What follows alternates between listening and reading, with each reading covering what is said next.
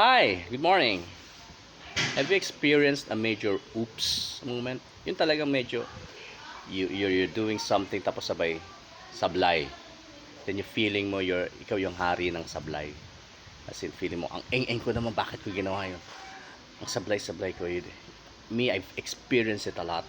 I've experienced it major times in my life na I've made a decision tapos sumublay and I felt yeah, there's that guilt. You know what I did? What I realized easily, I don't need to dwell on that guilt. I just need to hit refresh, to hit the refresh button. In our lives, we have a refresh button. All you need to do is hit that button and then start all over again. Pero how do you do that? You might ask, how do you hit the refresh button? You just clasp your arms, look up, and pray. Then know that Jesus is your refresh button. In the gospel today, it's the story about the condemned woman who's caught in adultery. And people would like to, gusto na siyang batuhin, stoned to death because that's the law of Moses. And they sent him, they sent her to Jesus and they asked her, they asked Jesus, teacher, nahuli to in the act of adultery. Sabi sa law of Moses, stoned to death.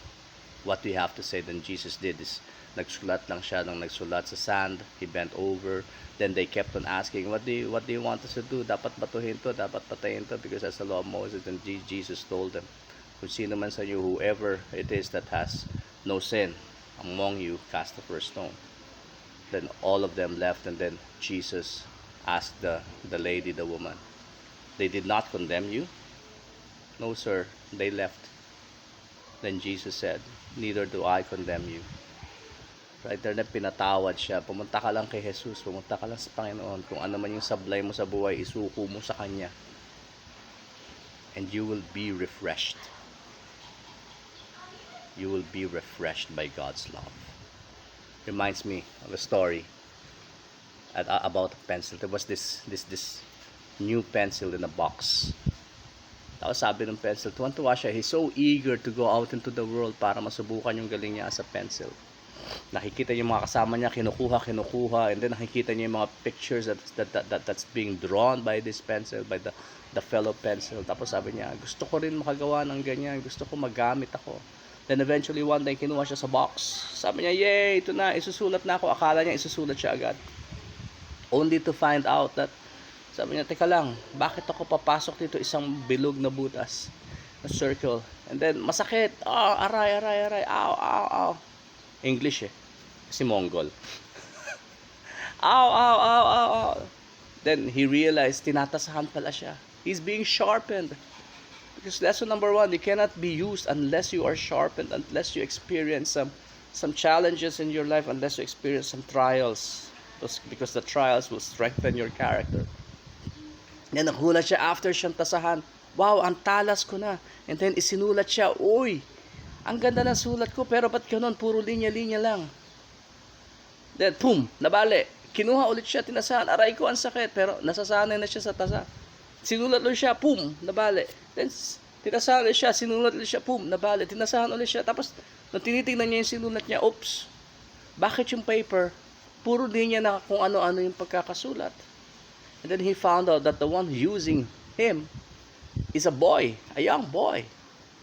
Sabi niya, ba't ganun? Akala ko gagawa ako magandang canvas. But eventually, nung last time na kinuha siya, tinasahan siya, sanay na siya.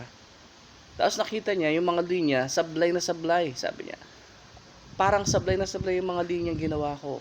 He felt so bad, he felt down. And eventually, what happened to the one holding him? Hindi niya napansin kung sino yung may hawak sa kanya. Ibinaligtad siya, inikot siya. Then he realized, sa kabilang end pala niya as a pencil is an eraser.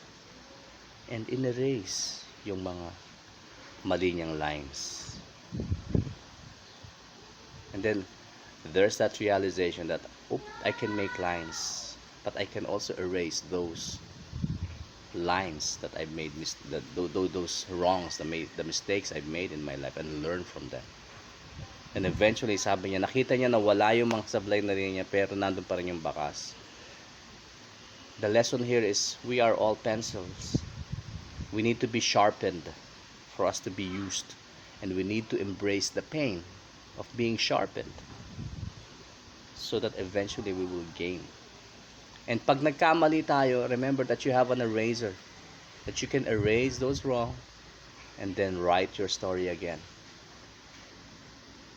So going back to the story of the pencil, tapos nakita niya, eventually, nabura na yung mga nasa papel na sinulat na sablay-sablay, tapos started writing. The one handling him started writing and using it.